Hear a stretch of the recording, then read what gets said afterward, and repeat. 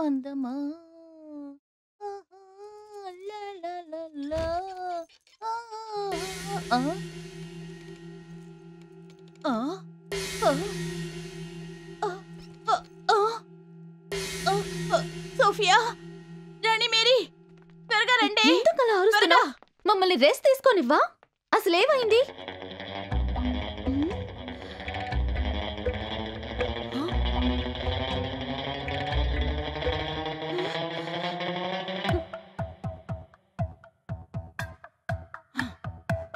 ఇప్పుడే వస్తాను.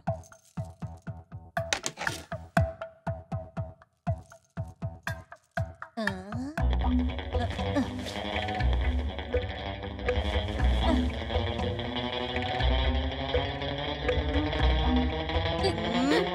నాది కాదు.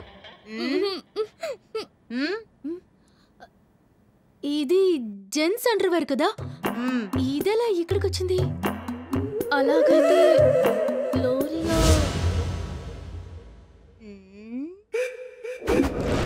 వివాహ భోజనంబు విందైన వంటకంబు వియాల వారి విందు నాకే ముందు గ్లోరియా.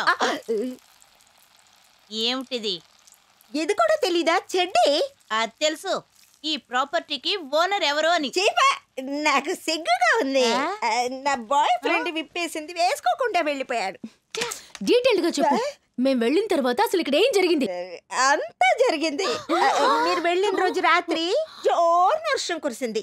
స్పెషల్ ఎఫెక్ట్స్ కి పిడుగులు మెరుపులు. నేనేం చెయ్యాలి? నేను ఒక వయసులో ఉన్న అమ్మాయినే కదా. ఏమిటి అమ్మాయా? నాకేమో విరహ వేదన వచ్చింది. ఆ రోజు రాత్రి సరిగ్గా 11 గంటలవుతుంది. ఎవరో కాలింగ్ బెల్ కొట్టారు.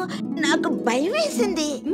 భయంతో నేను అలాగే మెల్లగా తలుపు ఓపెన్ చేస్తే నా ముందు నిలబడి ఉన్నాడు నా బాయ్ ఫ్రెండ్. తను ఎన్టీఆర్ లా ఉంటాడు. నేను అతని ముందు నైట్ స్టార్ లాగా పోజ్ పెట్టి నిలబడ్డాను. రండి, లోపలికి రండి, కమ్ ఇన్సైడ్.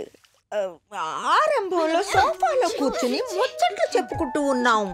అలాగే సమయం గడిచే కొద్దీ మెల్లగా మెల్లగా మెల్లగా చాలు చాలు, తర్వాత ఇంకేం చెప్పక్కర్లేదు. పని చూసుకో. మళ్ళీ ఎప్పుడు షూటింగ్ కి వెళ్తారో? రేపే. రేపేనా? నేను ఇక్కడ నుంచి ప్యాక్ చేసేయాలి. పాపం నా ఎన్టీఆర్. అయ్యా, అతనితో పెళ్ళైనది మర్చిపో. Stop it Clara.